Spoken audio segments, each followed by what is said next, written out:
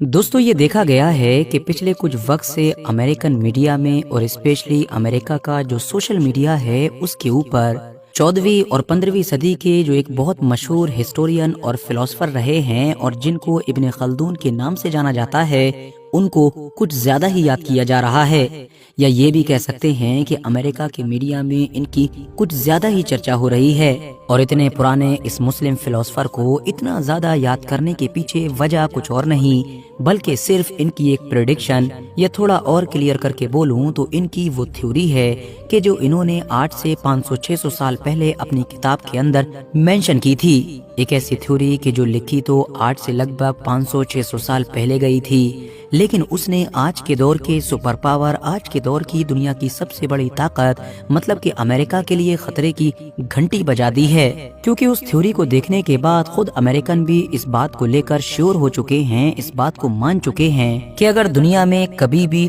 Third world war होगी तो उसमें अमेरिका किसी भी हालत में सरवाइव नहीं कर सकेगा। इवन दुनिया में ये थर्ड वर्ल्ड वॉर हो या ना भी हो, तब भी इस थ्योरी के मुताबिक बहुत जल्द ही अमेरिकन एम्पायर का कोलैप्स करना, अमेरिका का दुनिया के ऊपर से इस राज का खत्म होना लगभग तय हो चुका है। मगर अब सवाल ये है कि 500-600 साल पहले लिखी गई इस थ्योरी में ऐसा भी क्या है कि जिसने बहुत सारे अमेरिकन की चिंताओं को बढ़ा दिया है, उनके लिए खतरे की घंटी को बजा दिया है। साथ ही सवाल ये भी है कि जिसकी थ्योरी की इतनी ज्यादा बात हो रही है, आखिर वो इब्न खल्दून थे कौन? तो चलिए अपने इन सारे ही सवालों के जवाब जानते हैं। मगर उससे पहले मेरी आप लोगों से बस एक छोटी सी रिक्वेस्ट है कि अगर आप लोगों ने अभी तक मेरा सेकंड चैनल कि जिस पर मैं न्यूज़ और मेनली इजराइल और फिलिस्तीन के मैटर को कवर करता हूं, उसको सब्सक्राइब नहीं किया है तो डिस्क्रिप्शन और कमेंट्स बॉक्स में दिए गए लिंक के जरिए से कर सकते हैं। बाकी यूट्यूब पर साजिद ज़ोहेब लिखकर भी सर्च कर सकते हैं। सबसे पहले नजर डालें अगर इब्न खल्दून की जिंदगी पर, तो इब्न खल्दून का पूरा नाम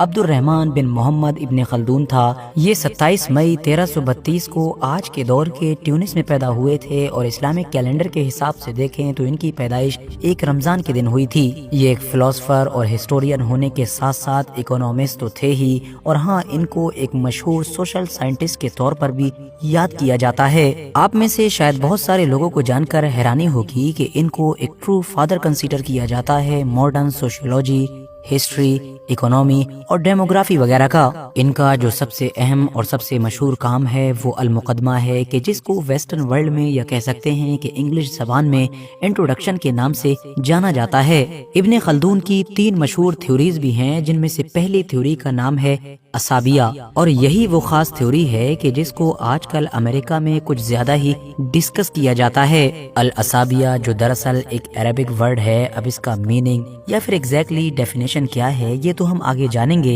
मगर उससे पहले मोटे मोटे तौर पर आप बस इतना समझ लीजिए कि ये असाबिया ही वो चीज है कि जिसकी वजह से दुनिया में बड़ी बड़ी सल्तनतें कायम होती हैं, बड़े बड़े एम्पायर एस्टेब्लिश होते हैं, और यही असाबिया ही वो चीज है कि जिसकी वजह से ही बाद में बड़ी बड़ी सल्तनतें चंद लम्हों के अंदर टूट कर गिर जाती हैं। मतलब जिस भी सिविलाइजेशन के पास या जिस भी कौम के पास असाबिया होता है और ये असाबिया मजबूत होता है, स्ट्रॉन्ग होता है, तो वो कौम तरक्की करती है, ऊपर जाती है, बड़ी बड़ी सल्तनतें कायम कर लेती है। और जिस सोसाइटी के पास ये असाबिया नहीं होता है या जिसका असाबिया कमजोर होना शुरू हो जाता है, वो फिर बड़ी तेजी के साथ नीचे चली जाती है और चंद लम्हों के अंदर ही दुनिया से उसका नामो निशान मानो खत्म हो जाता है। इतिहास पर नजर डाली जाए तो पता चलता है कि हमेशा से ही लेकर आज तक दुनिया में जितनी भी बड़ी बड़ी सल्तनतें कायम हुई वो असाबिया की वजह से ही कायम हुई, और बाद में जब उनका डाउनफॉल हुआ तो सिर्फ और सिर्फ असाबिया की वजह से हुआ।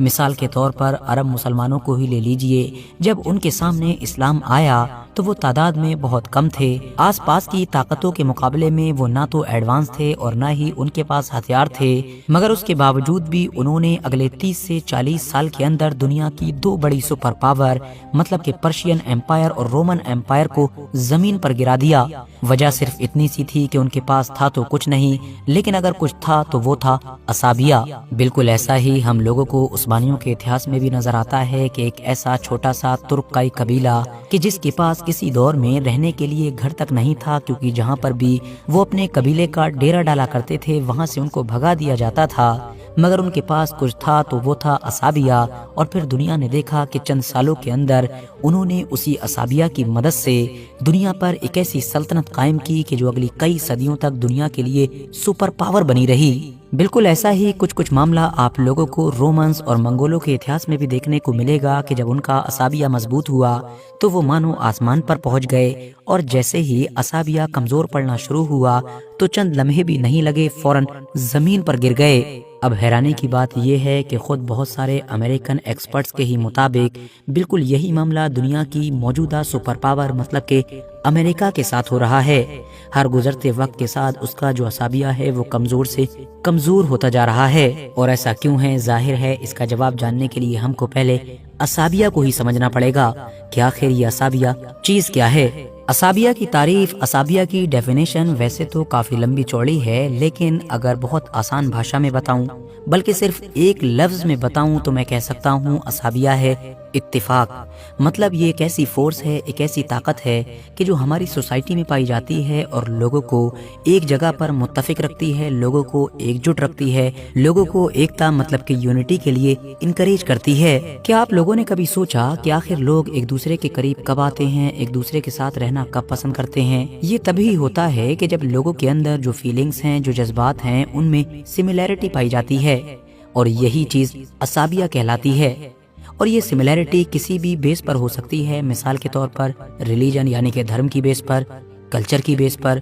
जबान यानी लैंग्वेज की बेस पर, या फिर नस्ल की बेस पर। और हाँ, कभी कभी ये असाबिया किसी सोसाइटी के अंदर गोल मतलब के मकसद के तहत भी पाया जाता है। तमाम लोगों का गोल एक ही है तो वहाँ पर असाबिया पाया जाता है। आप इतिहास पर अगर नजर दौड़ाएंगे तो आपको पता चलेगा कि इतिहास में जितनी भी ऐसी कौमें थीं कि जो तादाद में बहुत कम थीं, बहुत छोटी थीं, कबीले की शक्ल में जिंदगी गुजार रही थीं, मगर फिर अचानक से वो पूरी दुनिया में छा गईं और उन्होंने ऐसी सल्तनत कायम कर दी कि उसके सामने दूर दूर तक कोई सल्तनतें नजर नहीं आती थीं। तो हो न हो ये चीज वो लोग असाबिया के जरिए से ही करने में कामयाब रहे होंगे। मतलब या तो उन सबका रिलीजन एक होगा और उन्होंने रिलीजन की खातिर ही ये सब किया होगा, या उनकी जबान एक होगी और उन्होंने अपनी जबान की खातिर ये किया होगा, या फिर उनकी नस्ल एक होगी और अपनी नस्ल को ही ऊपर ले जाने के लिए उन्होंने ये सब कुछ किया होगा। मिसाल के तौर पर रोमन्स और मंगोलों के केस में नस्ल वाला फैक्टर था, मतलब उनको हर हाल में अपनी नस्ल को सुपीरियर दिखाना था। दूसरी तरफ आप देखेंगे कि 7वीं सदी में मुसलमानों ने जो 30-40 साल के अंदर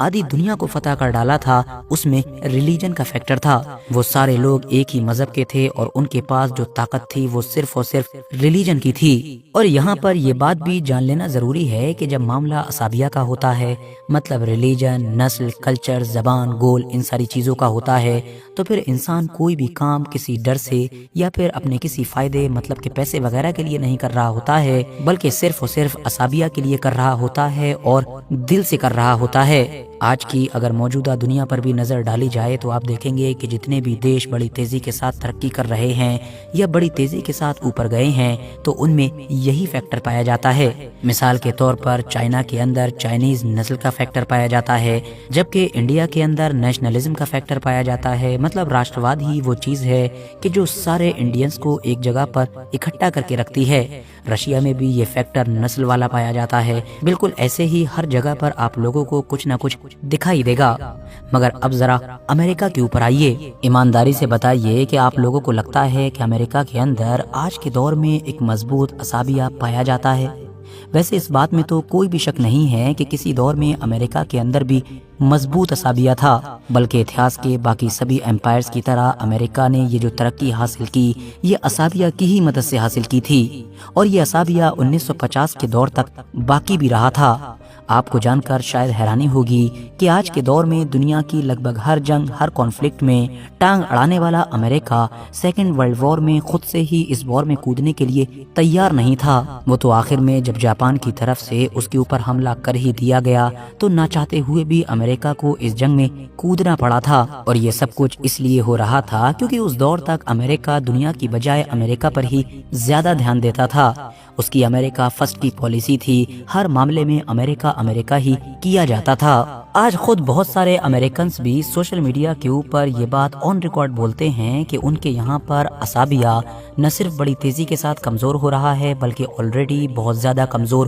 ہو چکا ہے۔ آج امریکن سوسائٹی اس عصابیہ کو ہی کھو رہی ہے کہ جس کی کسی بھی سوسائٹی کو سب سے زیادہ ضرورت ہوتی ہے۔ آج امریکہ میں رہنے والے زیادہ تر لوگ ایسے ہیں کہ ان کے لیے یہ بات میٹر ہی نہیں کرتی ہے کہ وہ کہاں سے بلونگ کرتے ہیں، ان کی نسل کیا ہے، ان کا کلچر کیا ہے، ان کی زبان کیا ہے یا پھر ان کا گول کیا ہے۔ آپ کو جان کر شاید حیرانی ہوگی کہ وہ دیش کہ جس کے پاس آج دنیا کی سب سے طاقتور آرمی موجود ہے، وہاں سے اس طرح کی کئی رپورٹس آتی ہیں کہ وہاں کے بے شمار لوگ اب آرمی جوائن کرنے سے نفرت کرتے ہیں، مطلب اپنے دیش کے لیے لڑنا ہی نہیں چاہتے ہیں، اور جو لڑ بھی رہے ہیں ظاہر ہے ان میں سے بھی زیادہ تر تعداد وہ ہے کہ جو اس کام کو ایز اے جاب کر رہی ہے، مطلب صرف پیسے کے لیے کر رہی ہے۔ جبکہ آپ چائنا یا پھر انڈیا جیسے دیشوں میں یہ معاملہ نہیں دیکھیں گے، بلکہ جتنے بھی سولجر ہوتے ہیں ان کے لیے سب کچھ نیشنلزم ہوتا ہے، مطلب دیش بھکتی ہی وہ چیز ہوتی ہے کہ جو ان کے دماغ میں یہ بات ڈالتی ہے کہ ان کو آرمی جوائن کرنا ہے۔ اب آپ لوگ سوچ رہے ہوں گے کہ آخر یہ کیسے ممکن ہو سکتا ہے؟ امریکہ کے پاس تو دنیا کی سب سے طاقتور آرمی ہے، اور ویسے بھی دنیا میں کہیں پر بھی کوئی کانفلکٹ ہو، کچھ بھی ہو، امریکہ سب سے پہلے پہنچ جاتا ہے۔ تو دوستو یہ بھی یاد رکھیں کہ آج جو دنیا میں ہر لڑائی میں ہم لوگوں کو امریکہ نظر آتا ہے، یہ اس لیے نہیں ہے کہ امریکہ کے دیش کے لوگ چاہتے ہیں، ان کے اندر عصابیہ بہت مضبوط ہے، ان کو اپنے ریلیجن کو، اپنی کنٹری کو، اپنے کلچر کو یا اپنی زبان کو اوپر تک لے کر جانا ہے، بلکہ وہ لوگ تو اس سے نفرت کرتے ہیں، اس سے پریشان رہتے ہیں۔ اور آپ لوگوں نے الیکشن میں بھی دیکھا ہوگا کہ اپنے آپ میں یہ ایک بڑا مدعا ہے کہ امریکہ باہر کی دنیا میں اتنا انوالو کیوں رہتا ہے۔ اس سے امریکن لوگوں کی زندگی پر فرق پڑ رہا ہے، کیونکہ زیادہ تر ایسے ریسورسز، ایسا بہت سارا مال و دولت کہ جو امریکہ کے لوگوں پر استعمال ہو سکتا ہے، وہ باہر کی جنگوں میں چلا جاتا ہے۔ مگر پھر بھی یہ سب کچھ ہوتا رہتا ہے کیونکہ امریکہ میں وہ چند لوگ کہ جو اوپر بیٹھے ہوئے ہیں وہ یہ سب کرنا چاہتے ہیں، ویپن انڈسٹری کے لیے یا پھر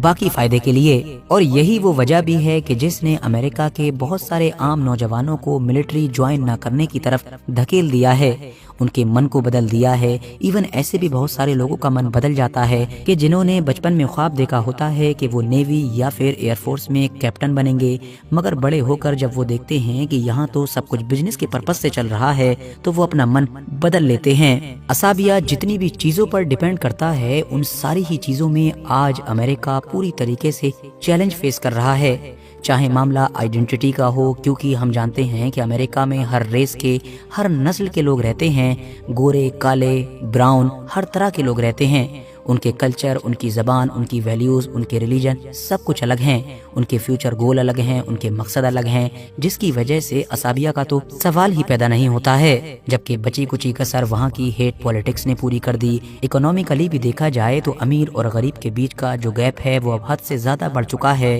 اس کے علاوہ ملٹری کا کیا حال ہے وہ میں نے آپ کو بتا ہی دیا کہ وہ امریکہ کی بجائے بزنس کے اوپر زیادہ ڈیپینڈ ہے۔ تو دوستو یہ تھی ابن خلدون کے عصابیہ اور امریکہ کی کہانی۔ ویڈیو اگر واقعی آپ لوگوں کو انفارمیٹیو لگی ہو تو لائک کرنے کے ساتھ ساتھ دوستوں کے ساتھ ضرور شیئر کریں، اور ایسے ہی نالجیبل اور ہسٹوریکل ویڈیوز ہمیشہ دیکھنے کے لیے ہمارے اس چینل کو سبسکرائب کرنے کے ساتھ ساتھ بیل آئیکن کو ضرور پریس کریں۔